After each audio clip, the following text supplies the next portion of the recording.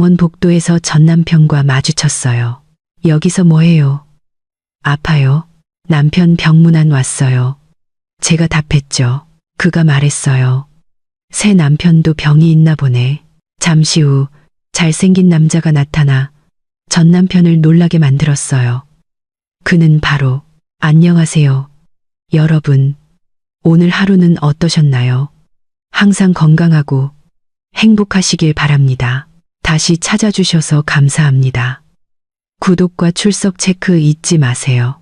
그 작은 집의 아침은 부엌에서 흘러나오는 은은한 계피 향으로 시작되곤 했습니다. 준호의 아버지가 남기신 그 집은 그리 크지 않았지만 벽마다 오랜 추억이 가득해 따뜻함이 느껴졌습니다. 미나는 일찍 일어나는 것이 습관이었습니다. 시어머니를 위해 따뜻한 차를 준비하고 출근하는 남편 준호를 위해 커피를 내리는 등 아침 식탁을 차리는 일로 하루를 시작했습니다. 시어머니와 함께 사는 것은 종종 힘든 도전이었지만 미나는 넓은 마음으로 모든 것을 감내했습니다. 그녀에게 이 집은 단순한 거주 공간이 아니라 하루하루 인내심을 단련하는 수련의 장이었습니다. 그녀는 천천히 뒤뜰로 걸어가 화분에 심긴 고추와 동백꽃이 마르지 않도록 물을 주었습니다. 해가 아직 부끄러운 듯 떠오르지 않아 마당은 그늘져 보였습니다. 이 모든 소소한 일상 속에는 준호와 결혼한 지 4년이 된 미나의 삶의 일부가 된 평온함이 깃들어 있었습니다. 아직 아이가 없었지만 그녀는 결코 불평을 드러내지 않았습니다. 매일 밤 그녀의 기도는 같았습니다. 그저 가정의 평화가 깃들기를 바라는 것이었습니다. 어떤 일이 있어도 남편 준호는 따뜻한 사람이었고 항상 미나를 사랑으로 대해주었습니다. 건설 회사에서 바쁘게 일하면서도 아침에 일어날 때 아내에게 미소로 인사하는 습관을 거르지 않았습니다. 그에게 미나는 세상에서 가장 부드러운 여자였습니다. 그의 귀가를 항상 기다리게 만드는 사람이었습니다. 하지만 그 평온함에 파문이 없는 것은 아니었습니다. 연세가 지긋하신 준호의 어머니는 종종 손주에 대해 불평하며 넌지시 압박을 가했습니다. 그녀의 눈에 아기의 존재는 가문의 자랑이었습니다. 매일 아침 일어나 식탁을 볼 때마다 아무도 묻지 않아도 자신의 소망을 드러내곤 했습니다. 그럼에도 미나는 항상 이해하려고 노력했습니다. 결코 반박하지 않았고 목소리를 높이지 않았습니다. 누군가 비꼬면 침묵을 택했고 불평하면 미소를 지었습니다. 그녀는 시어머니를 친부모처럼 존경했습니다. 그녀의 부드러움 뒤에는 사람들이 잘 알지 못하는 강인함이 있었습니다. 준호는 그것을 알고 있었습니다. 어머니의 말이 때로 얼마나 상처가 되는지, 그리고 미나가 어떻게 불평 한마디 없이 모든 것을 견뎌내는지 잘 알았습니다. 그래서 그는 항상 아내를 보호하고 그녀의 마음을 위로하며 무심코 상처를 주는 말들을 막아내려 애썼습니다. 그날 아침도 여느 때처럼 식탁 분위기는 따뜻하면서도 약간의 긴장감이 감돌았습니다. 준호의 어머니는 아직 김이 모락모락 피어나는 찻잔을 들고 앉아 있었습니다. 그녀의 표정에는 무언가 하고 싶은 말이 있다는 것이 역력했고 미나는 그것이 무엇일지 짐작할 수 있었습니다. 너희들 병원에는 다시 안 가볼 거니? 벌써 4년이야. 어쩜 그렇게 소식이 없을까? 그 질문은 무미건조한 톤으로 던져졌지만 미나를 순간 고개 숙이게 만드는 날카로운 가시를 품고 있었습니다. 그녀는 불안해 보이지 않으려고 무릎 위에 냅킨을 매만졌습니다. 자주 듣는 말이었지만 여전히 가슴 아픈 감정이 피어올랐습니다. 준호가 재빨리 어머니를 돌아보았습니다. 어머니, 미나도 노력하고 있어요. 우리 모두 노력하고 있잖아요. 그렇게 몰아세우지 마세요. 그의 목소리는 부드러우면서도 단호했습니다. 준호의 어머니는 가볍게 콧방귀를 뀌었습니다. 아들이 미나를 편드는 것이 싫어서가 아니라 자신이 옳다고 생각했기 때문이었습니다. 난 그저 있는 그대로 말하는 것뿐이다. 남들은 벌써 애가 둘 셋인데 너희는 아직 하나도 없잖니. 미나가 고개를 들고 옅은 미소를 지었습니다. 때가 되면 주시겠죠, 어머니. 하늘이 가장 좋은 때에 선물을 주실 거라 믿어요. 우선 지금 주어진 삶에 충실할게요. 준호의 어머니는 그녀를 잠시 쳐다보다가 대답이 만족스럽지 않다는 듯 시선을 돌렸습니다. 하지만 미나는 그것이 손주를 보고 싶은 시어머니의 표현 방식이라는 것을 알았습니다. 비록 상처가 되는 방식일지라도 말입니다. 아침 식사 후 준호는 출근 준비를 했습니다. 셔츠를 정돈하고 가방을 챙긴 뒤 집을 나기 전 미나에게 다가갔습니다. 그는 항상 한 가지를 잊지 않았는데 바로 아내의 어깨를 부드럽게 감싸주는 것이었습니다. 어머니 말씀 마음에 담아두지 마. 당신은 이미 대단해. 난 괜찮아요. 미나가 조용히 대답했습니다. 정말 무슨 일 있으면 나한테 말해. 혼자 다 참을 필요 없어. 미나는 작게 미소 지었습니다. 그 미소는 오랫동안 준호가 항상 일찍 퇴근하고 싶게 만드는 이유였습니다. 준호가 떠나자 미나는 다시 평소처럼 집안일을 시작했습니다. 빨래하고 청소하고 방을 정리하고 점심을 준비했습니다. 그런 소박한 삶이 오히려 그녀가 작은 가족을 더 깊이 사랑할 수 있는 여유를 주었습니다. 불평도 요구도 없었습니다. 오후에 준호가 퇴근하면 집안 분위기는 항상 달라졌습니다. 따뜻함이 서서히 모든 구석을 채웠습니다. 준호는 종종 미나와 함께 테라스에 앉아 일 이야기, 날씨 또는 마음을 편안하게 해주는 가벼운 이야기들을 나누었습니다. 그동안 준호의 어머니는 가끔 함께 앉아 듣거나 습관이 된 날카로운 말로 끼어들곤 했습니다. 하지만 미나는 신경 쓰지 않았습니다. 준호가 곁에 있는 한 그녀의 마음은 충분했습니다. 밤이 조용히 찾아왔습니다. 창문으로 불어오는 바람에 커튼이 부드럽게 흔들렸습니다. 바로 이곳 작은 공간에서 준호와 미나의 가정은 평화를 찾았습니다. 그들은 잠들기 전 이야기를 나누고 작게 웃거나 손을 잡고 서로를 바라보았습니다. 큰 갈등도 폭풍도 없었습니다. 부모로부터 오는 작은 압박 속에서도 행복하려 애쓰는 소박한 가정의 온기만이 있었습니다. 바깥 세상은 이 집에 큰 폭풍을 몰고 올 준비를 하고 있었습니다. 하지만 지금 이 순간 그 밤은 모든 것이 평화로워 보였습니다.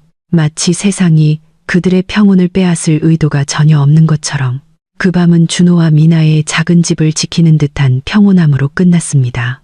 하지만 그 평온함은 오히려 서서히 다가오는 큰 변화의 시작이었습니다. 그리고 그들이 알지 못하는 어딘가에서 과거의 한 사람이 그녀의 삶의 일부였던 도시로 돌아오고 있었습니다. 훗날 그들의 가정의 폭풍이 될 사람, 그녀의 이름은 혜린이었습니다. 28살의 그 여자는 작은 도시의 터미널 앞에 서서 복잡한 감정으로 주위를 둘러보았습니다. 아버지를 따라 가족이 이사한 후 몇 년 만의 귀향이었습니다. 어린 시절의 추억을 채웠던 얼굴들은 이제 낯설게 느껴졌습니다.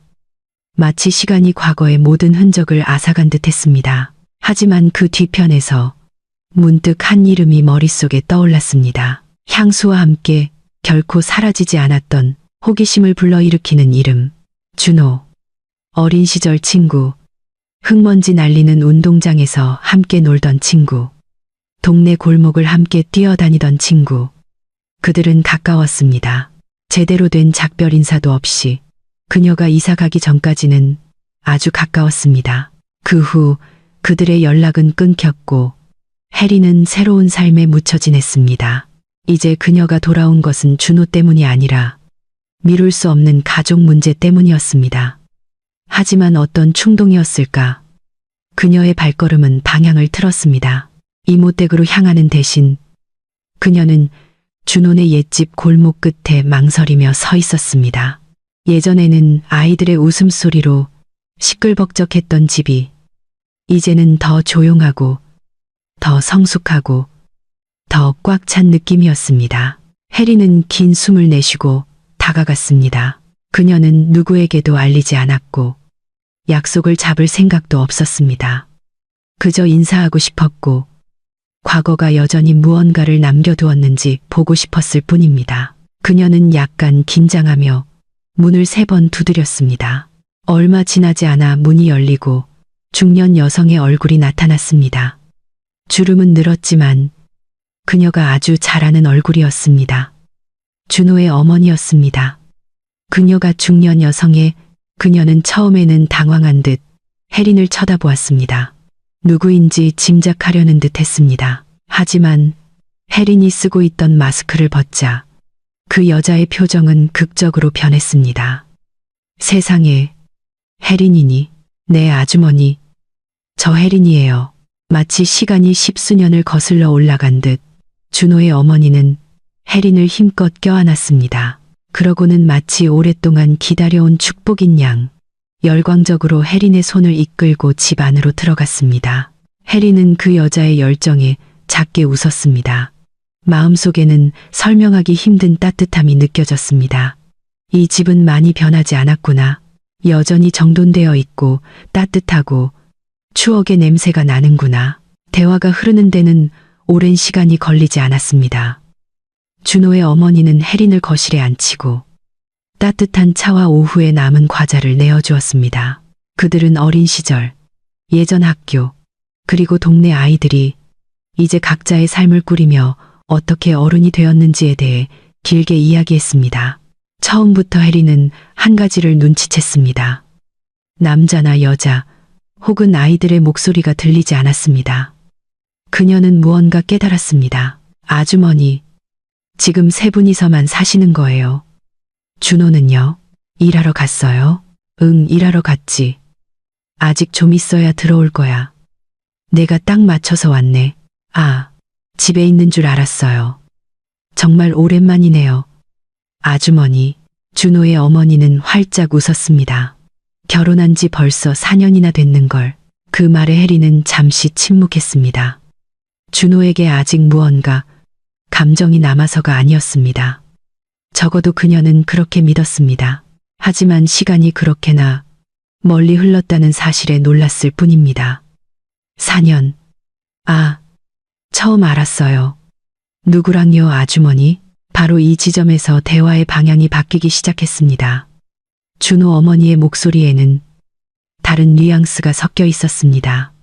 알아채기 그리 어렵지 않은 무언가였습니다. 이름은 미나야. 옆 동네 애지. 착하긴 한데 뭐랄까 좀 그렇지. 그렇다니요. 아직까지 애가 없어. 아주머니가 어떤지 알지? 손주가 정말 보고 싶은데. 혜리는 눈을 깜빡이며 어떻게 반응해야 할지 몰랐습니다. 이 대화의 방향이 불편했지만 그저 정중하게 미소 지을 뿐이었습니다. 하지만 준호의 어머니는 멈추지 않았습니다. 4년이야, 혜리나. 4년. 상상해봐. 준호는 외아들이야. 난 그 애가 대를 잇는 걸 보고 싶다고. 아, 그렇군요, 아주머니. 준호 어머니의 눈빛은 마치 혜린을 평가하는 듯 했습니다. 삶을, 가능성을, 그리고 결코 입 밖으로 내지 않았지만 분명히 느껴지는 비교를 평가하는 듯 했습니다. 예전에 너랑 준호가 정말 잘 어울렸는데 아주머니는 너희가 결혼할 줄 알았어. 그런데 네가 이사를 가버리고 소식이 끊겼지. 죄송해요. 아주머니, 사는 게 다 그렇죠. 그때는 부모님 따라 이사 가야 했어요. 그래, 아주머니도 이해해. 그래도 네가 돌아와서 정말 기쁘다. 지금은 더 예뻐졌네. 잘 관리받은 티가 나. 옛날하고는 완전히 달라. 그 말투는 무심코 혜린을 다른 사람의 상처 위에서 칭찬받는 듯한 기분이 들게 했습니다. 그녀는 그 위치가 싫었지만 무슨 말을 해야 할지 몰랐습니다. 그녀는 준호의 근황과 새로운 직장에 대해 물으며 화제를 돌리려 했습니다. 하지만 준호의 어머니는 다시 미나 이야기로 대화를 이어갔습니다. 미나가 너무 조용하다거나 너무 예민하다거나 두통이 잦다거나 집안일에만 너무 몰두한다거나 너무 이렇고 저렇다는 이야기였습니다. 긍정적인 말은 단 한마디도 없었습니다. 모든 것이 불평으로 포장되어 마치 미나가 손주를 못 보는 주된 이유인 것처럼 들렸습니다. 혜리는 놀라움과 불편함이 뒤섞인 채 들었습니다. 그녀는 미나를 알지 못했습니다. 하지만 그 이야기 속에 불공평함이 있다는 것을 느낄 수 있었습니다. 그럼에도 그녀는 감히 끼어들지 못했습니다. 그저 안전한 반응을 보이며 조용히 차를 마실 뿐이었습니다. 대화는 거의 1시간 동안 이어졌고 마침내 해리는 시계를 보고 작별 인사를 하기로 했습니다. 그녀가 일어나 작별 인사를 하자 준호의 어머니는 그녀의 손을 따뜻하게 잡았습니다. 또 와, 해리나. 아주머니는 네가 돌아와서 정말 기뻐. 네, 아주머니. 시간 되면 들를게요. 해리는 천천히 집을 나섰습니다. 문이 닫히자 그녀는 긴 숨을 내쉬었습니다. 마음이 이상했습니다. 준호 어머니의 이야기 때문인지, 준호가 이미 결혼했다는 사실을 깨달아서인지, 아니면 설명할 수 없는 무언가 때문인지 알 수 없었습니다. 한편 혜린이 모르는 사이 시간은 계속 흘렀습니다. 그녀가 떠난 지 얼마 지나지 않아 준호의 오토바이가 집 앞에 섰습니다. 그는 지친 얼굴로 들어섰지만 어머니의 말에 곧바로 놀랐습니다. 혜린이, 내 어릴 적 친구, 아까 왔었어. 준호는 얼어붙었습니다. 혜린이요. 옛날 그 혜린이. 그래, 정말 예뻐졌더라. 이제 내가 다시 초대해. 아주머니는 보고 싶어. 준호의 눈빛이 변했습니다. 그의 마음은 갑자기 잊고 지냈던 과거로 끌려 들어갔습니다. 그리고 바로 여기서 모든 것이 시작되었습니다. 아직 일어나지 않았지만 훨씬 더 복잡한 형태로 다시 반복되기를 기다리는 만남. 세 사람의 인생 경로를 바꿔놓을 만남이었습니다. 혜린이 다녀갔다는 어머니의 소식을 들었을 때 준호의 얼굴에 번졌던 기쁨, 그리고 예전과는 아주 달라 보였다는 말에 대한 설렘은 여전히 공중에 떠 있는 듯했습니다. 그가 방에 들어가 옷을 갈아입은 후에도 마음은 여전히 호기심으로 가득 차 있었습니다. 그 감정은 서서히 오랫동안 묻어두었던 과거의 조각들을 다시 끌어냈습니다. 그리고 그 감정에서 혜린에게 다시 연락하기로 한 결정이 태어났습니다. 그날 밤 샤워를 마치고 거실에 앉아있던 준호는 휴대폰을 열었습니다. 혜린의 번호는 없었습니다. 당연히 연락이 끊긴 지 오래되었기 때문입니다. 하지만 어머니는 어떻게 기억하고 있었는지 그녀의 SNS 계정을 알려주었습니다. 준호는 약간 떨리는 손가락으로 안부를 묻고 집에 저녁 식사를 하러 오라는 짧은 메시지를 보냈습니다. 답장을 받는 데는 오랜 시간이 걸리지 않았습니다. 혜린은 빠르고 따뜻하게 동의하며 준호의 가족을 다시 만나게 되어 기쁘다는 인상을 남겼습니다. 준호는 옅게 미소 지었습니다. 평범한 재회치고는 너무 활짝 웃었을지도 모릅니다. 그때 식탁을 정리하던 미나는 아무 의심 없이 남편을 힐끗 쳐다보았습니다. 그저 뚜렷한 이유 없이 들떠 보이는 준호의 모습만 보았을 뿐입니다. 저녁이 다가오는 그 오후, 집안은 미나의 음식 냄새로 가득 차기 시작했습니다. 그녀는 조심스럽게 요리하며 맛의 균형을 맞췄습니다. 너무 짜지도 너무 달지도 않게. 미나는 혜린에게 좋은 인상을 주고 싶었습니다. 비록 그녀가 누군지 아직 몰랐고 준호의 어머니가 스치듯 언급한 이름만 들었을 뿐이지만 말입니다. 볶은 마늘향, 향신료가 밴 국물, 그리고 닭갈비 냄새가 온 집안을 가득 채웠습니다. 미나는 조금씩 맛을 보며 모든 것이 완벽한지 확인했습니다. 그녀는 찾아온 손님이 편안하고 존중받는다고 느끼길 바랐습니다. 평소 그 집에 발을 들여놓는 누구에게나 그러했듯이. 하지만 거실에서는 준호의 어머니가 스카프를 매만지며 앉아 있었습니다. 혜린의 도착을 몹시 기다리는 듯했습니다. 그녀의 미소는 너무 밝고 너무 열광적이어서 미나를 약간 어리둥절하게 만들었지만 깊이 생각하고 싶지는 않았습니다. 그녀는 피곤함을 참으며 계속해서 일을 했습니다. 해가 집안의 등불로 바뀔 무렵 마당 앞에서 오토바이 소리가 들렸습니다. 소파에 앉아있던 준호는 즉시 일어섰고 무심코 미나의 시야를 가렸습니다. 그는 보기 드물게 환한 미소로 문을 열었습니다. 문 앞에는 단정하면서도 편안한 차림의 혜린이 서 있었습니다. 진심으로 기뻐하는 얼굴과 향수에 젖은 눈으로 준호를 바라보고 있었습니다. 서로를 보자마자 그들의 몸은 저절로 움직였습니다. 그들은 오랫동안 헤어졌다가 마침내 다시 만난 오랜 친구처럼 서로를 꽉 그리고 오랫동안 껴안았습니다. 혜린아, 너 정말 많이 변했다. 다시 만날 줄은 몰랐는데 준호야. 세상에, 넌 옛날이랑 똑같네. 그 포옹은 아무 의미 없는 그저 향수일지도 몰랐습니다. 하지만 그 시간은 너무 길고 너무 따뜻하고 너무 편안했습니다. 멀리서 지켜보던 미나는 그저 조용히 고개를 숙일 수밖에 없었습니다. 엿보는 것처럼 보이고 싶지 않았고 분위기를 무겁게 만들고 싶지 않았습니다. 그녀는 억지로 작은 미소를 지으며 남편의 손님을 마땅히 대해야 할 것처럼 맞이하려 애썼습니다. 어색한 몇 초가 흐른 뒤 준호는 마침내 정신을 차리고 포옹을 풀었습니다. 하지만 혜린에게 너무 집중한 나머지 한 가지를 잊고 말았습니다. 미나를 소개하는 것을. 미나는 식탁 근처에 서 있었습니다. 몸은 경직되었지만 얼굴은 여전히 다정했습니다. 그녀는 남편이 기억해 주기를 기다렸습니다. 하지만 시간은 흘러가고 준호는 혜린에게 지금 어디 사는지, 직업은 무엇인지 묻기 바빴습니다. 그들은 어릴 적 장난기 가득했던 시절을 회상하며 작게 웃었습니다.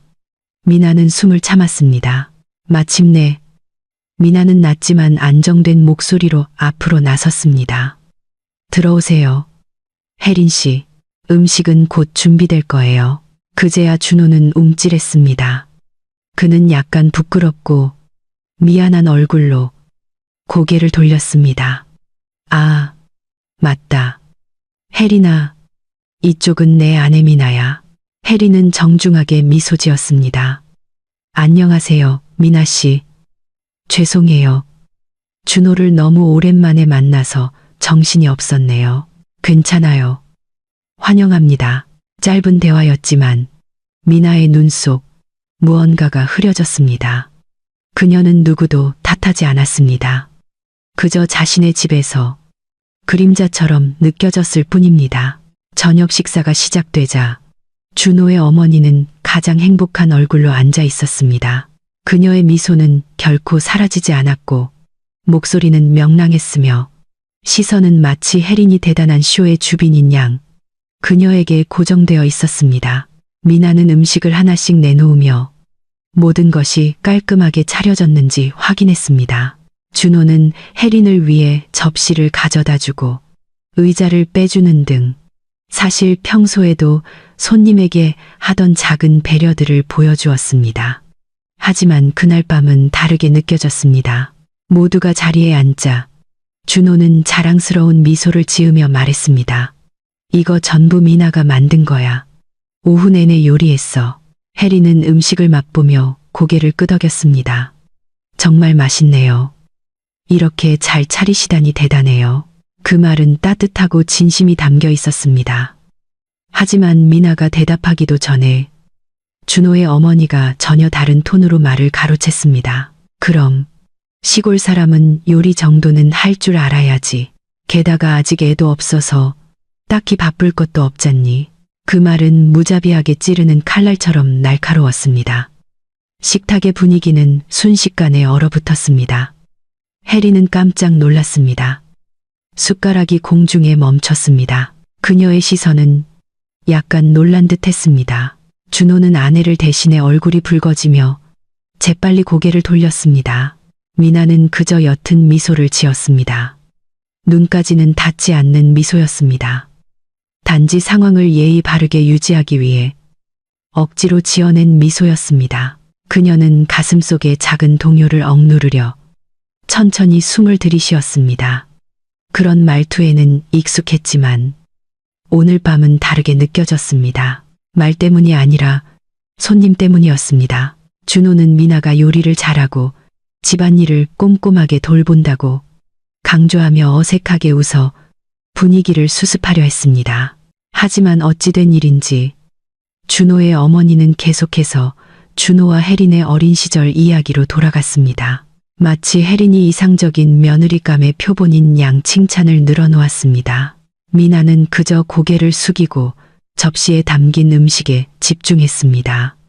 한편 혜리는 이따금 미나를 힐끗 쳐다보았습니다. 아마도 준호의 어머니가 그녀를 대하는 방식이 불편했을 것입니다. 하지만 혜리는 아무 말도 하지 않았습니다. 끼어들고 싶지 않아서인지 아니면 어떻게 행동해야 할지 몰라서인지 알 수 없었습니다. 그날 밤의 대화는 대부분 준호와 혜린의 옛날 이야기로 흘러갔습니다. 그들은 어리석었던 사건들, 웃겼던 일들, 그리고 오랫동안 묻혀있던 어린 시절의 추억을 떠올리며 웃었습니다. 미나는 그들 사이에 앉아 듣고 지켜보았지만 대화에 진정으로 참여하지는 못했습니다. 준호는 이따금 미나를 돌아보며 그녀의 손을 잠시 만졌지만 이내 다시 혜린과의 향수에 빠져들었습니다. 그 작은 행동들이 미나를 더욱 작아지게 만들었습니다. 마치 그녀의 존재가 식사 자리의 형식적인 절차에 불과한 것처럼 느껴졌습니다. 그 밤은 미소와 웃음, 그리고 혜린의 감사 인사로 끝났습니다. 그녀는 다음에 또 오겠다는 약속과 함께 집으로 돌아갔습니다. 문이 닫힌 후 미나는 더 이상 씁쓸함을 감출 수 없는 작은 미소를 지으며 분주하게 접시를 정리했습니다. 준호는 부엌으로 그녀를 따라가 도우려 했지만 미나는 그저 고개를 저었습니다. 괜찮아요, 여보. 그냥 조금 피곤해서 그래요. 목소리는 부드러웠지만 무언가 변해 있었습니다.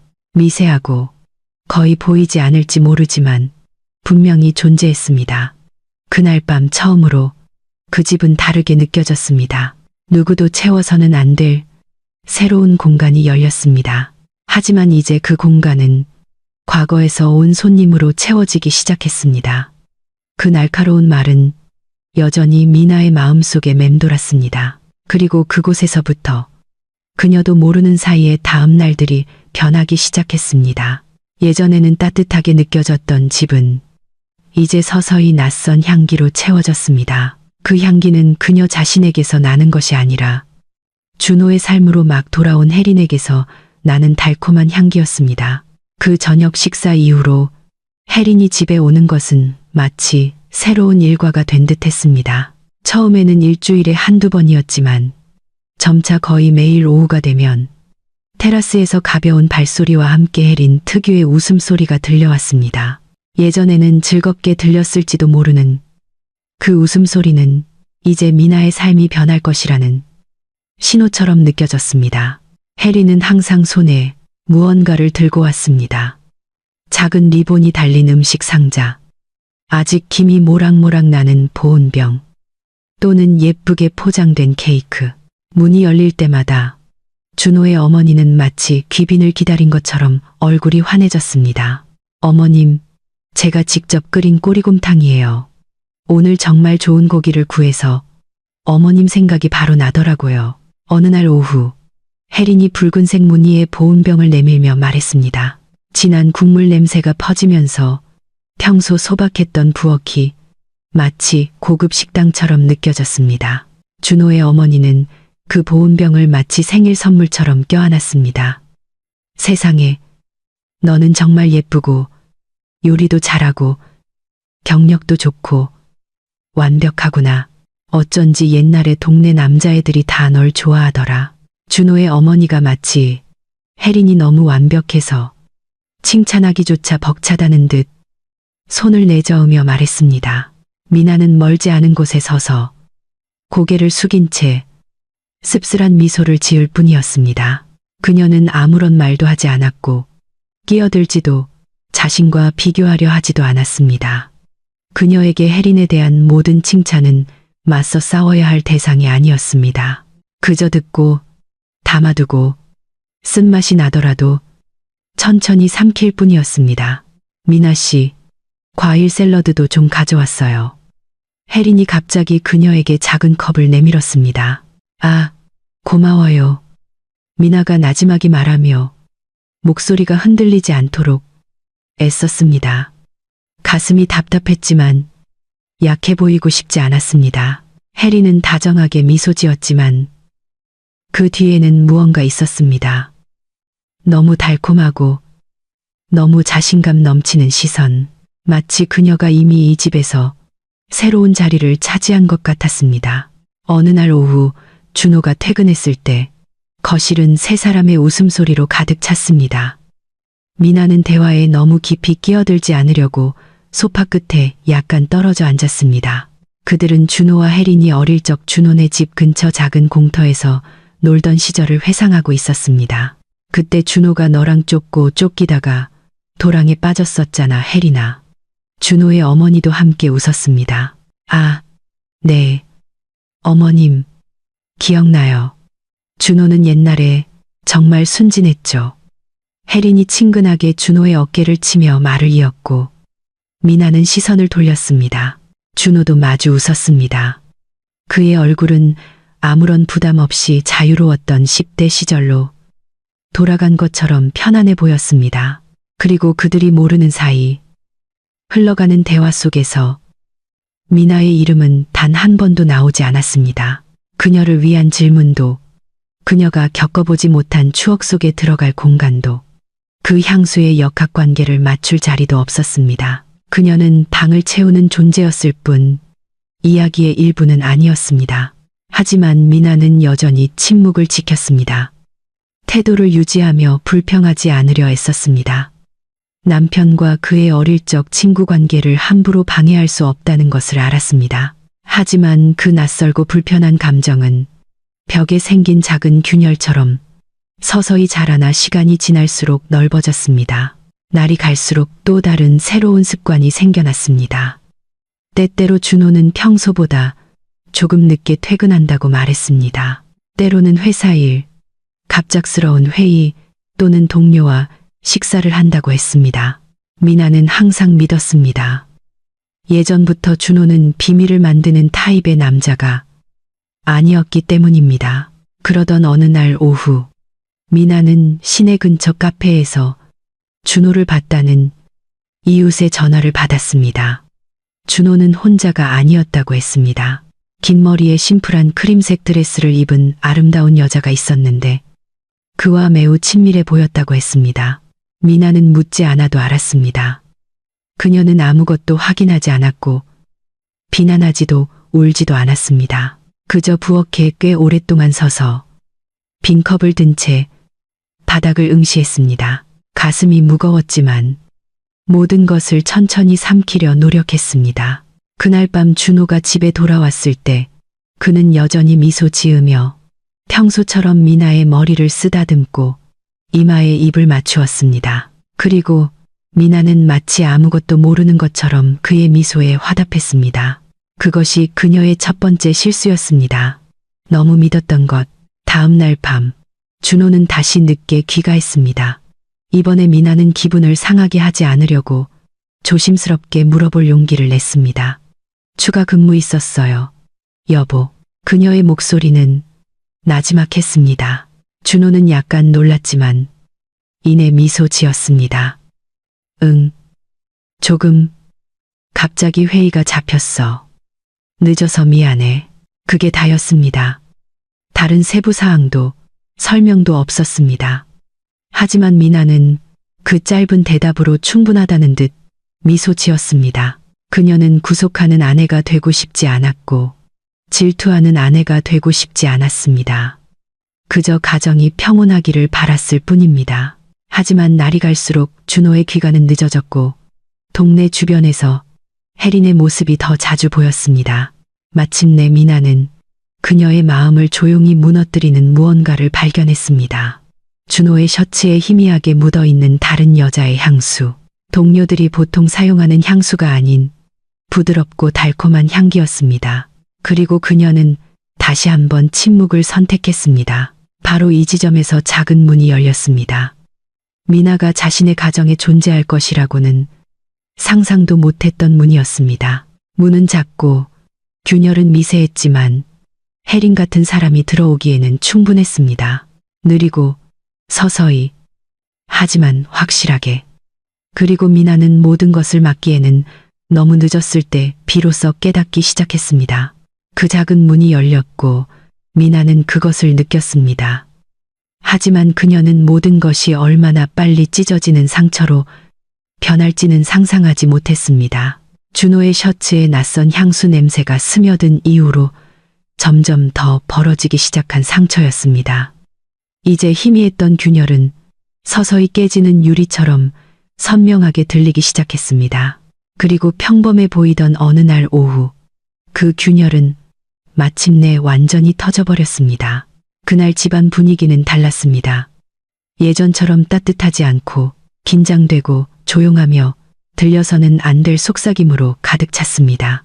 미나가 시어머니를 위해 차를 막 준비했을 때 그녀의 발걸음은 거실 앞에서 멈췄습니다. 시어머니의 목소리는 선명하고 날카로웠으며 이번에는 조금도 낮추려는 노력조차 없었습니다. 준호야, 엄마랑 진지하게 얘기 좀 하자.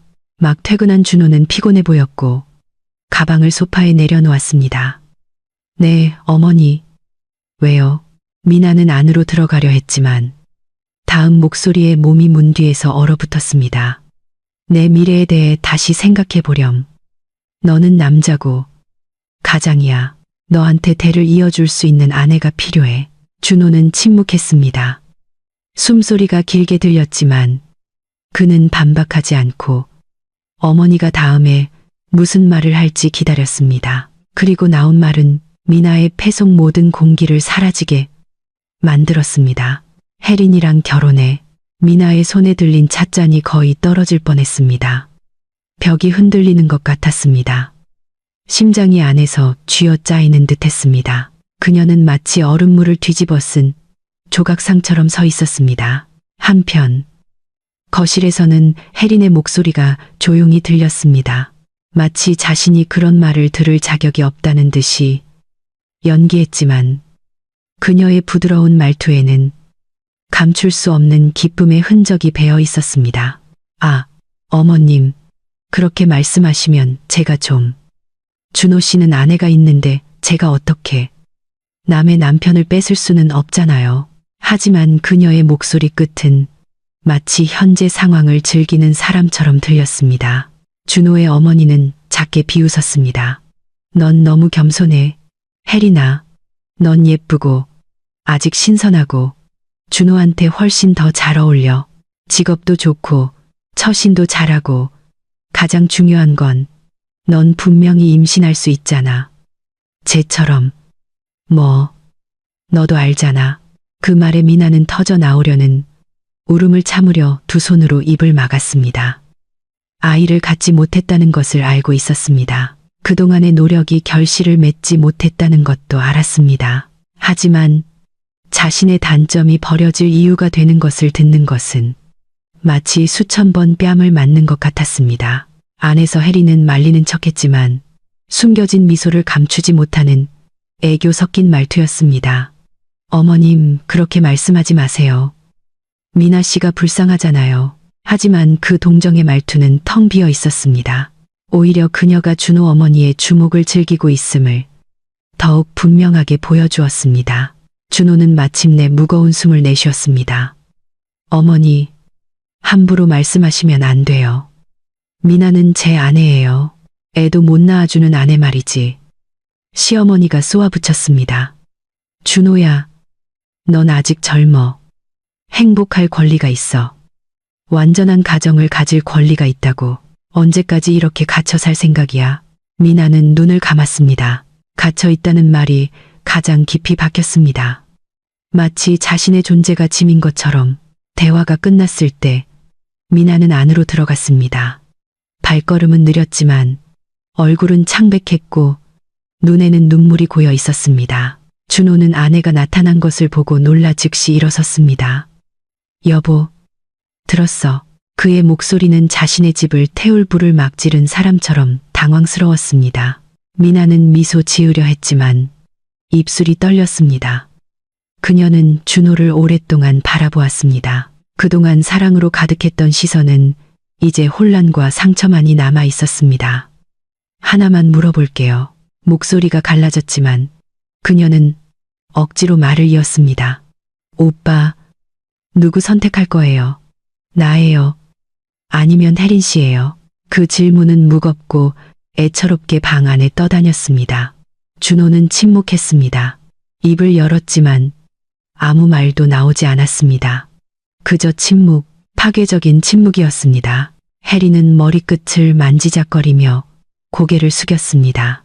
하지만 입꼬리는 작은 곡선을 참아내고 있었습니다. 그녀는 끼어들지도 해결책을 제시하지도 사과하지도 않았습니다. 그저 미나가 서서히 무너지는 것을 즐길 뿐이었습니다. 준호의 어머니는 소파에서 일어나 아무런 죄책감 없이 미나를 위아래로 훑어보았습니다. 그녀의 목소리는 채찍처럼 날아왔습니다. 준호한테 대답하라고 강요하지 마. 당연히 혜린이를 선택해야지. 예쁘고 똑똑하고 아직 싱싱하고 분명히 애도 낳아줄 수 있잖아. 너처럼. 아이고, 예전부터 애도 못 낳는 애랑은 다르지. 미나는 목소리를 잃은 것 같았습니다. 아래 딥술을 깨물며 터져 나오는 눈물을 참았습니다. 준호는 관자놀이를 눌렀고 얼굴은 혼란스러웠지만 여전히 아무 말도 하지 않았습니다. 바로 그때 미나는 준호의 침묵이 시어머니가 던진 모든 모욕보다 더 아프다는 것을 깨달았습니다. 그 침묵이 모든 것을 말해주었습니다. 그 침묵이 그녀를 무너뜨렸습니다. 그리고 마침내 그 방 한가운데에는 쓰라린 현실 하나만이 남았습니다. 그녀가 더 이상 선택지가 아니라는 현실. 그녀는 그저 가장 쉽게 제거될 수 있는 부분이 되었을 뿐이었습니다. 한편 해리는 준호의 어머니 옆에 조용히 서서 그 문이 자신을 위해 완전히 열리기를 기다리고 있었습니다. 준호의 찌르는 듯한 침묵은 미나의 가슴이 답답해지기 시작했을 때에도 여전히 공중에 떠 있었습니다. 남편의 텅 빈 시선, 숨기려 하지 않는 혜린의 희미한 미소, 그리고 자신이 지켜질 가치가 없다고 확신하는 시어머니의 눈빛. 이 모든 것이 이혼이라는 말이 나오기도 전에 이미 그녀의 마음이 배신당했다는 증거였습니다. 그리고 그 지점에서 미나의 발걸음은 변했습니다. 더 이상 떨리지도 망설이지도 자신을 더 이상 편들어주지 않는 사람에게서 기적을 기다리지도 않았습니다. 상처는 컸지만 그녀의 존엄성은 더 이상 자신을 인간으로 여기지 않는 집에 머무는 것보다 훨씬 더 소중했습니다. 그들의 시선을 무시한 채 미나는 몇 걸음 앞으로 나아갔습니다. 그녀는 이제 마치 상황의 희생자인 척하며 몸을 꼿꼿이 세운 혜린 바로 앞에 섰습니다. 걱정하는 척하려 애썼지만 입술에 걸린 미묘한 미소는 감추기 어려웠습니다. 미나는 오래 걸리지 않았습니다. 그녀의 목소리는 크고 날카롭게 나왔고 이번에는 이전처럼 떨리지 않았습니다. 남자를 원하면 그녀가 혜린을 머리부터 발끝까지 훑어보며 말했습니다. 싱글을 찾아. 남의 남편 말고. 혜린은 그 용기에 놀라 눈을 깜빡였습니다. 어디서 순진한 척이야. 그녀의 말은 더욱 날카로웠습니다. 상간녀 주제에 방은 갑자기 조용해졌습니다. 준호의 어머니는 깜짝 놀랐습니다. 혜린은 할 말을 잃은 듯했고 준호는 잃을까봐 두려워서인지 아니면 잘못한 것처럼 보일까봐 두려워서인지 모를 당혹감으로 아내를 바라볼 뿐이었습니다. 꿋꿋하게 서 있는 사람은 오직 한 명, 미나였습니다. 혜린이 반격하기도 전에 미나는 준호 쪽으로 고개를 돌렸습니다. 그녀의 시선은 차갑고 단호했으며 증오는 없었지만 깊은 실망감으로 가득 차 있었습니다. 수년간 쌓아온 모든 사랑이 이제 산산조각 났음을 알리는 시선이었습니다. 당신, 그녀가 나지막하지만 아주 분명하게 말했습니다. 한 아내의 마음에 너무 큰 상처를 줬어. 준호는 상황을 수습하려는 듯 손을 들었지만 미나는 고개를 저었습니다. 그리고 그건 분명히 대가를 치르게 될 거야. 그 말은 조용히 떠 있었지만 그 영향은 온 집을 뒤흔드는 천둥과 같았습니다. 준호는 침을 삼키며 무언가 말하고 싶어 했습니다. 미나야, 나 늦었어. 미나가 그의 말을 잘랐습니다. 그녀는 방으로 걸어가 파란색 파일에 보관해둔 중요 서류와 옷가지를 챙겼습니다. 손은 떨렸지만 발걸음은 확고했습니다. 아무도 감히 막지 못했습니다. 혜린도 시어머니도, 심지어 준호조차도 점점 더 혼란스러운 얼굴로 뒤에서 따라올 뿐이었습니다. 거실에서 미나는 문고리를 잡고 잠시 멈췄습니다. 이혼해줘요. 그녀가 돌아보지 않고 말했습니다. 오늘 당장. 그 순간 준호의 어머니는 몸을 꼿꼿이 세웠고 얼굴에는 안도감, 심지어 행복감까지 서려 있었습니다. 마치 오랫동안 원했던 것이 더 이상 설득할 필요 없이 마침내 이루어진 것 같았습니다. 잘 됐네. 그게 최선이야. 준호의 어머니가 큰 소리로 외쳤습니다. 혜린이가 준호한테 훨씬 더 잘 어울려. 혜린은 부끄러운 척 고개를 숙였지만 입꼬리는 살짝 올라갔습니다.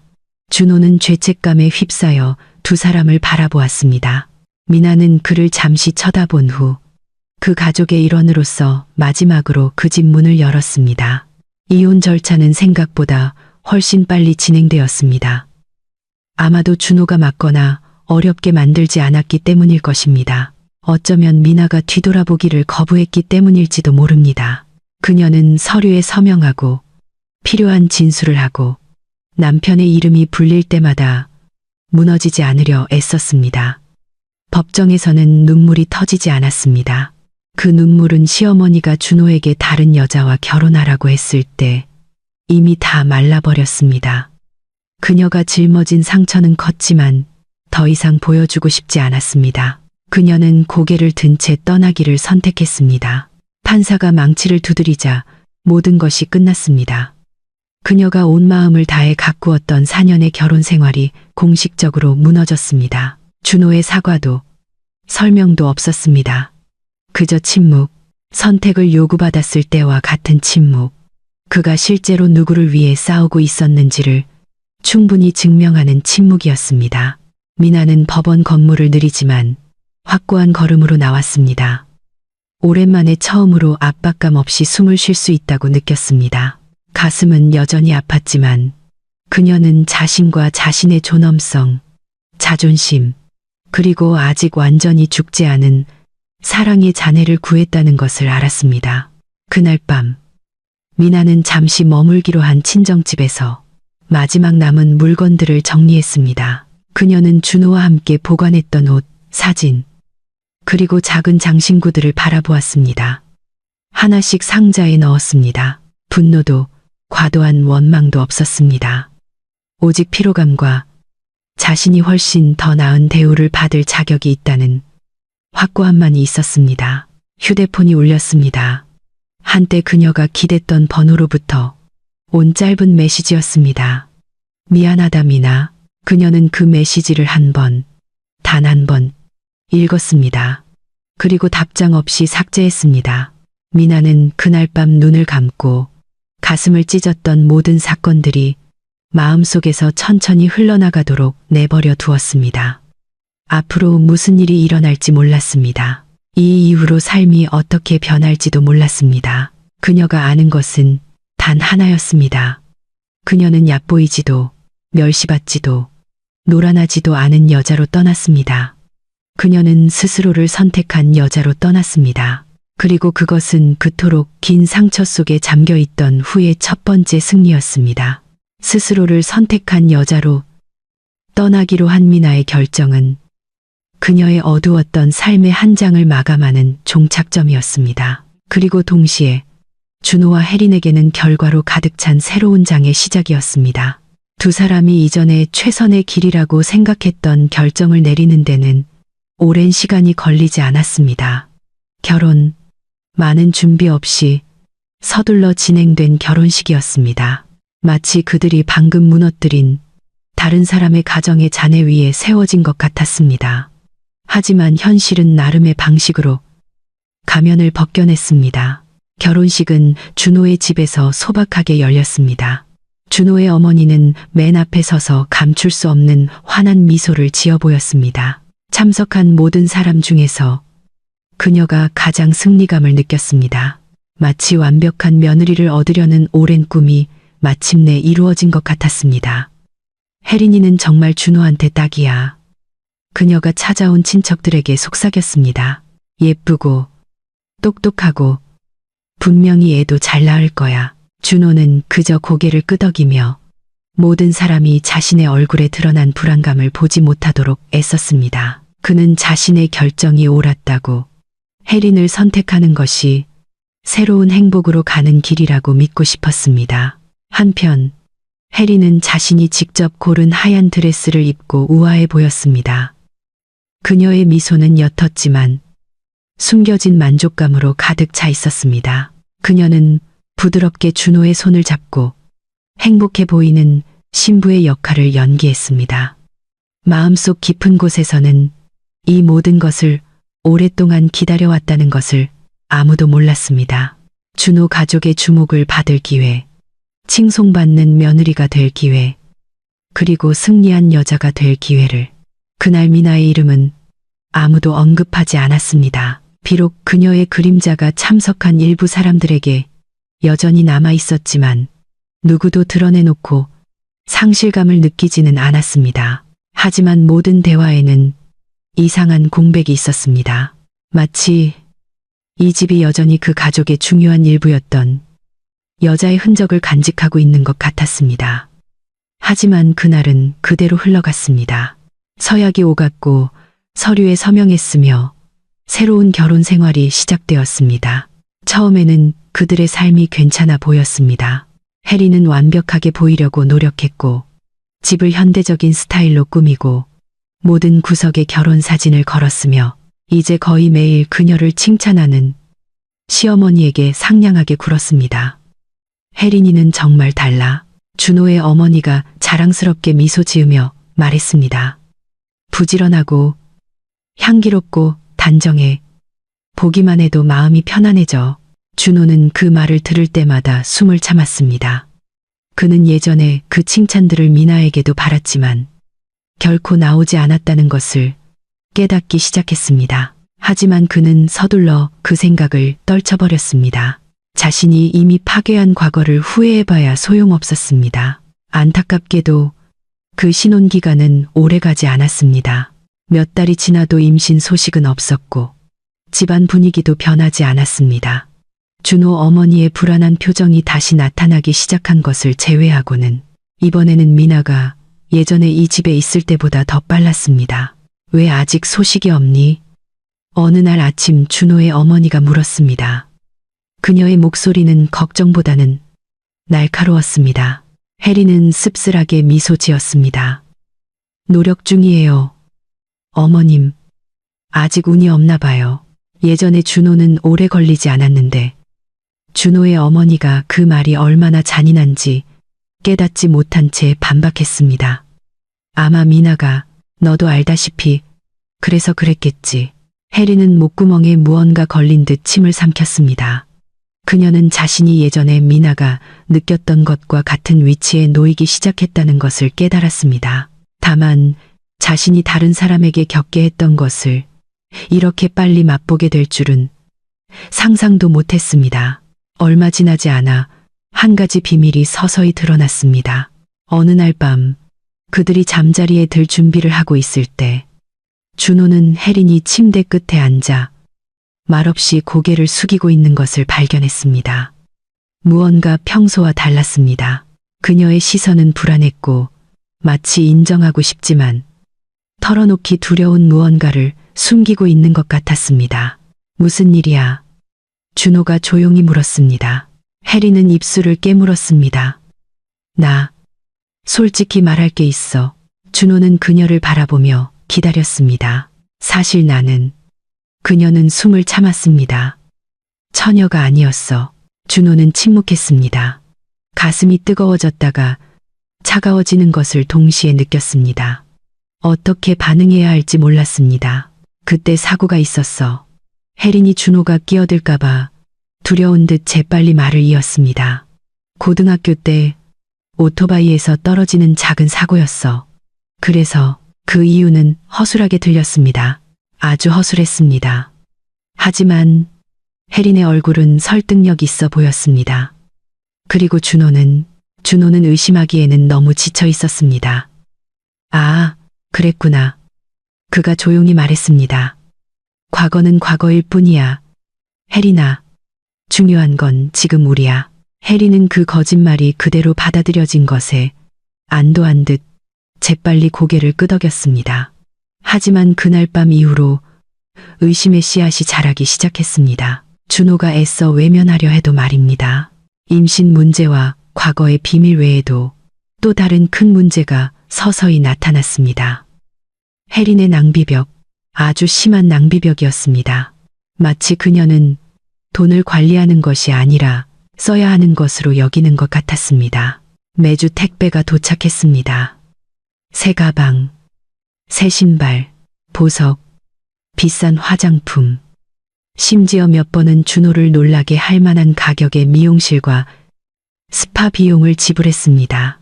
혜린아, 이건 너무 많잖아. 어느 날 오후 준호가 항의했습니다.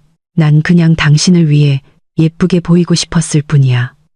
그녀가 논리를 마비시키는 애교 섞인 말투로 대답했습니다. 준호의 어머니도 편을 들었습니다. 혜린이는 일하잖아. 준호야. 즐기고 싶은 게 당연하지. 하지만 혜린의 수입은 그녀의 지출에 비할 바가 못 되었습니다. 그리고 불행하게도 그동안 안정적이었던 준호의 사업은 통제 불가능한 가게 비용의 압박으로 서서히 흔들리기 시작했습니다. 처음에는 작은 지출이었지만 쌓이고 불어나 마침내 준호의 사업은 문제에 부딪혔고 결국 무너졌습니다.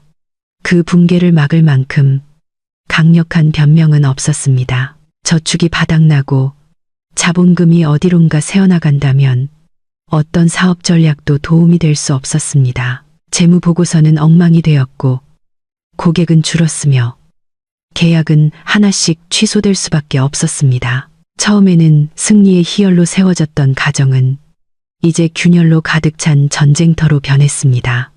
혜리는 부담감을 느끼며 자주 화를 내기 시작했습니다. 준호는 죄책감과 패배감에 점점 더 말이 없어졌습니다.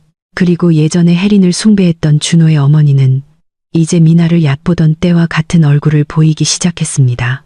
왜 아직도 임신을 못하니? 그녀가 매주 물었습니다. 집이 왜 이렇게 어수선해? 왜 그렇게 쇼핑만 하니? 아마 네가 준호를 제대로 돌보지 않아서 그럴 거야. 혜리는 점차 자신을 칭찬했던 그 여자의 기대에 질식할 것 같았습니다.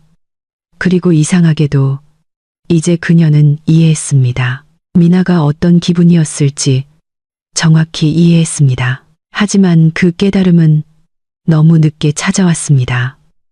그리고 그들의 가정은 더 이상 구할 수 없는 붕괴의 위기에 서서히 놓여 있었습니다.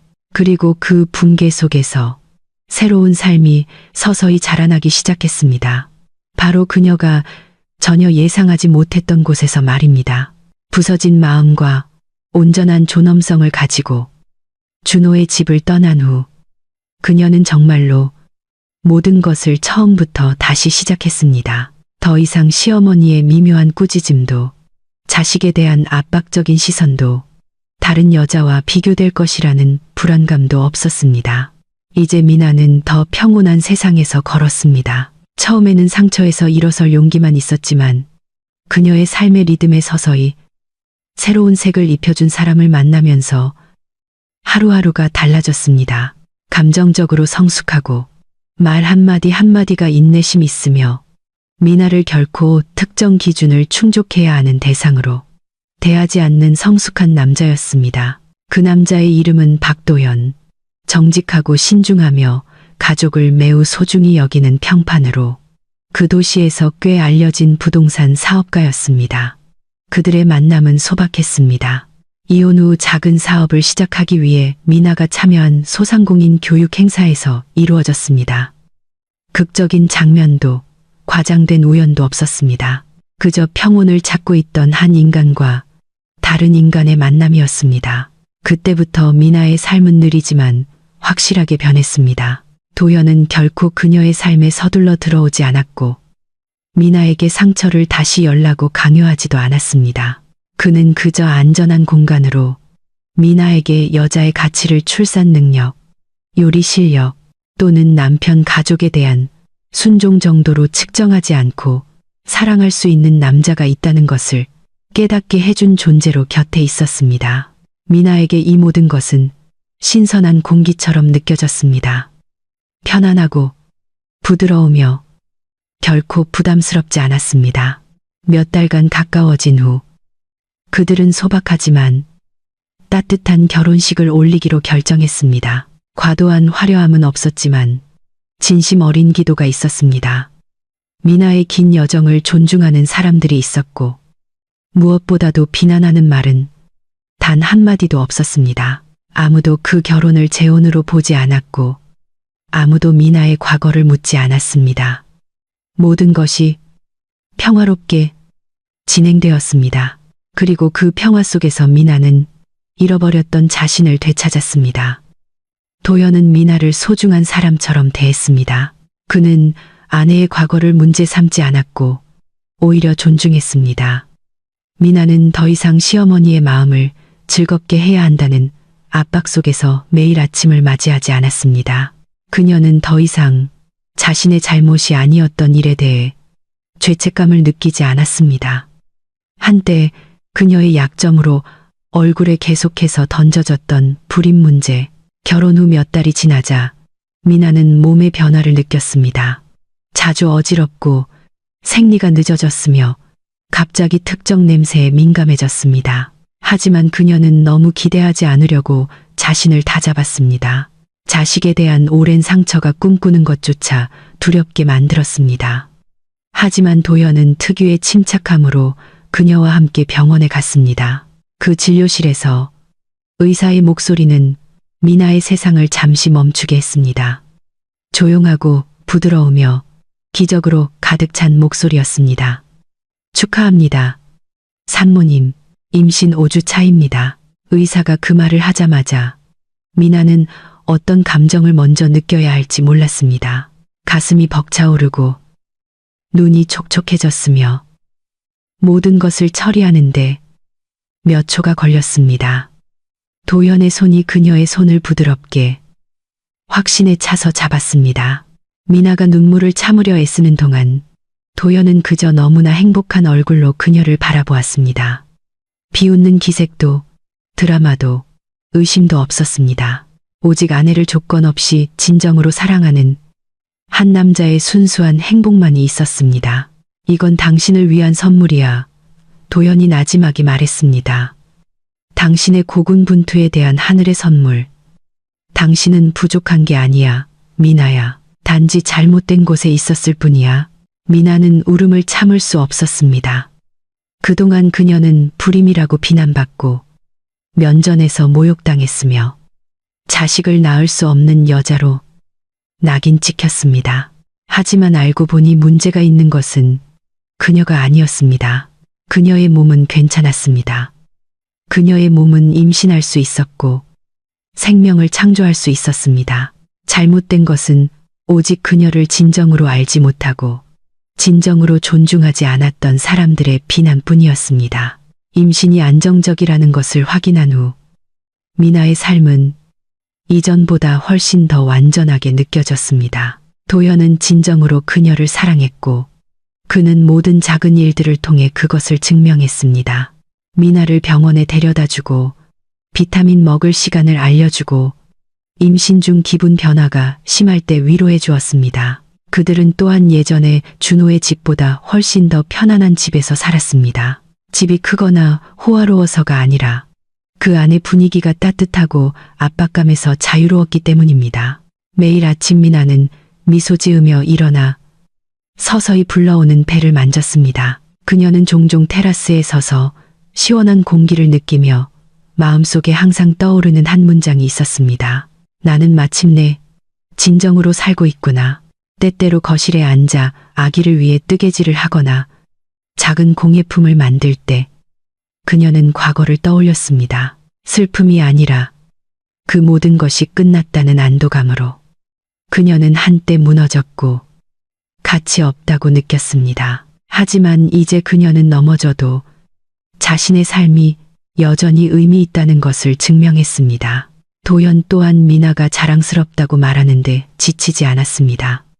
그리고 그것은 그녀가 준호의 아내로 지내는 동안 결코 얻지 못했던 것이었습니다. 어느 날 오후 그들이 저녁 식사를 마쳤을 때 도연은 부드러운 표정으로 미나를 바라보았습니다. 약속할게. 미나야, 이제부터 내 삶은 다시는 좁게 느껴지지 않을 거야. 당신은 행복할 자격이 있어. 미나는 미소 지으며 남편의 손을 잡았습니다. 고마워요. 결혼 생활이 꼭 아플 필요는 없다는 걸 증명해줘서. 이제 그녀가 살아가는 매 순간이 은혜처럼 느껴졌습니다. 그녀는 과거를 미워하지 않았습니다. 그저 자신을 결코 사랑하지 않았던 곳에서 마침내 벗어난 것에 감사할 뿐이었습니다. 그리고 무엇보다도 그녀는 한때 불가능하다고 여겨졌던 새로운 생명을 품고 있었습니다. 평온으로 가득 찬 그 집에서 미나는 모욕의 그림자도 얕보는 시어머니의 목소리도 혼자 삼켜야 했던 눈물도 없이 새로운 삶을 시작했습니다. 이번에 미나는 사랑으로, 자존심으로, 그리고 그녀가 상상했던 그 어떤 것보다 더 밝은 미래로 진정으로 승리했습니다. 그리고 그 평온 속에서 운명은 그녀가 상상도 못했던 만남을 조용히 준비하고 있었습니다. 그 맑은 아침, 미나는 일찍 일어나 뱃속 아기의 부드러운 움직임을 느꼈습니다. 배는 꽤 불러 있었고 걸음걸이는 느리지만 안정적이었습니다. 막 아침 식사를 준비한 도연이 다가와 아내가 피곤하지 않은지 확인했습니다. 함께 식사를 마친 후 도연은 며칠 전 삐끗했던 발목의 가벼운 상태를 확인하기 위해 병원에 가야 한다고 알렸습니다. 미나의 산부인과 정기검진은 이틀 뒤였기 때문에 그녀는 남편을 병문안할 겸 함께 가기로 결정했습니다. 마음은 평온했고 발걸음은 확고했으며 그날이 과거의 상처에 대한 우주의 가장 빛나는 보복의 지점이 될 것이라고는 전혀 의심하지 않았습니다. 다른 곳, 같은 아침, 준호의 상황은 전혀 달랐습니다. 얼굴은 수척해졌고 머리는 더 푸석했으며 예전에 빛나던 눈은 이제 항상 피곤해 보였습니다. 혜린의 끝없는 생활 방식 때문에 작은 정비소 사업이 파산한 이후로 준호는 닥치는 대로 일하며 생계를 유지했습니다. 돈은 상황을 개선하기에 충분하지 않았고 특히 혜린이 그를 떠나 한때 불륜 상대였던 부유한 남자에게 돌아갔을 때는 더욱 그러했습니다. 준호의 삶은 서서히 한 조각씩 무너져 내렸습니다. 그날 그의 어머니는 당뇨 합병증과 고혈압으로 쓰러졌습니다. 준비도 저축도 없이 준호는 어머니를 업고 가장 가까운 병원으로 향했습니다. 최근 몇 년 사이 급성장한 큰 병원이었습니다. 준호는 어머니를 등록하는데 어려움을 겪었고 초기 진료비를 요구받았을 때 더듬거렸습니다. 그는 겨우 행정 절차를 처리하기 위해 이웃에게 돈을 빌렸습니다. 그날은 정말 힘든 날이었습니다. 병원 복도는 길고 차가웠으며 사람들로 붐볐습니다. 준호는 고개를 숙인 채 대기 의자에 앉아 있었습니다. 어머니의 상태에 대한 간호사의 소식을 기다리며 그는 바닥을 응시하며 망가져버린 자신의 모든 삶을 생각하고 이 모든 것이 언제 끝날지 속으로 물었습니다.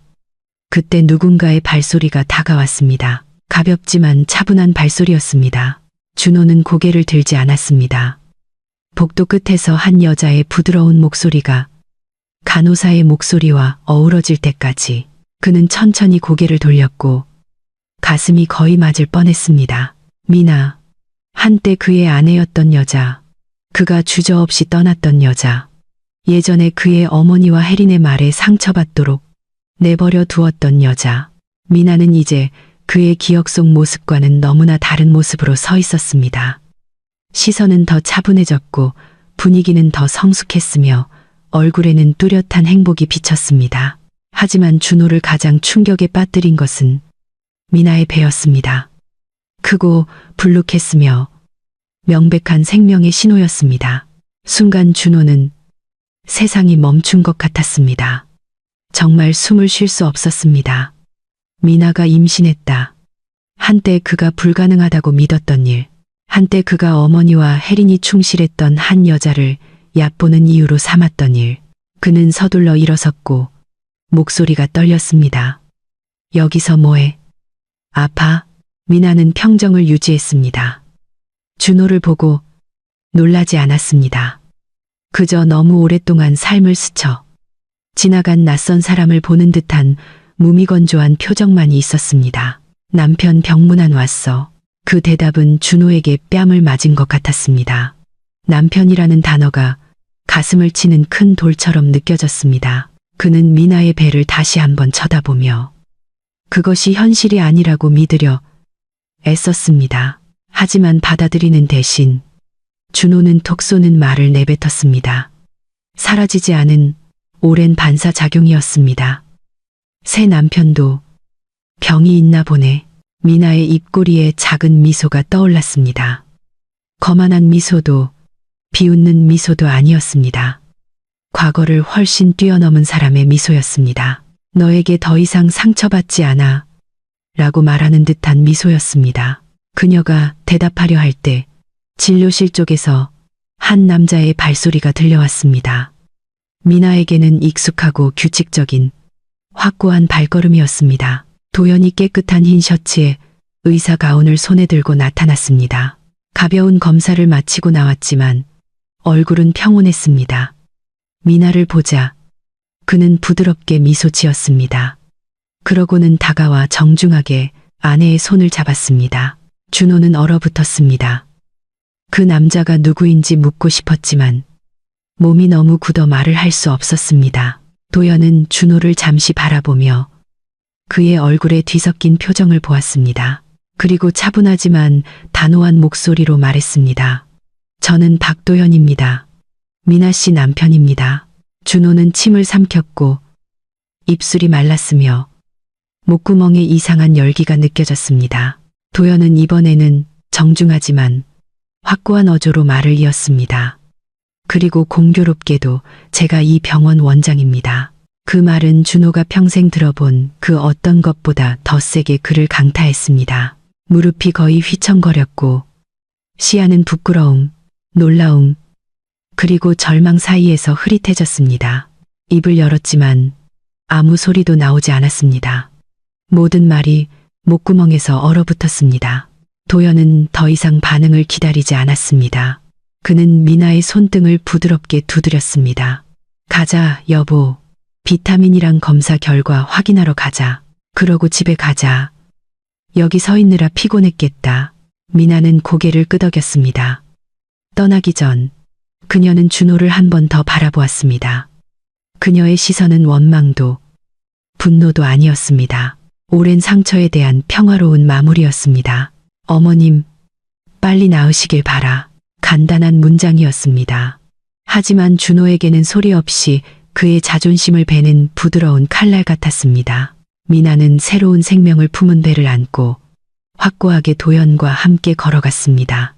한때 그 존재를 의심했던 생명을 준호는 그저 멍하니 서 있을 수밖에 없었습니다. 눈은 텅 비었고 입술은 떨렸지만 아무 말도 할 수 없었습니다. 그는 훨씬 더 가치 있고 훨씬 더 자신을 존중해주는 남자와 함께 멀어지는 미나의 뒷모습을 보았습니다. 자신이 결코 주지 못했던 평온을 주는 남자와 함께 처음으로 준호는 진정으로 후회의 의미를 느꼈습니다. 단순히 미나를 잃은 것을 후회하는 것이 아니었습니다. 예전에 다른 사람을 선택하고 어머니의 말을 듣고 자신을 가장 진심으로 사랑했던 여자를 얕보았던 것을 후회했습니다. 미나는 살짝 고개를 돌려 우아하고 강하며 준호에게는 가장 고통스러운 희미한 미소를 지어 보였습니다. 우주의 보복은 가장 부드럽고 가장 공정하며 가장 정확한 방식으로 찾아왔습니다. 그리고 그날 새 남편이 소유한 병원 복도에서 미나는 한때 그토록 고통스러웠던 오랜 이야기의 책을 덮었습니다. 한편 준호는 그저 침묵 속에 서서 모든 것이 끝났다는 것을 깨달을 수밖에 없었습니다.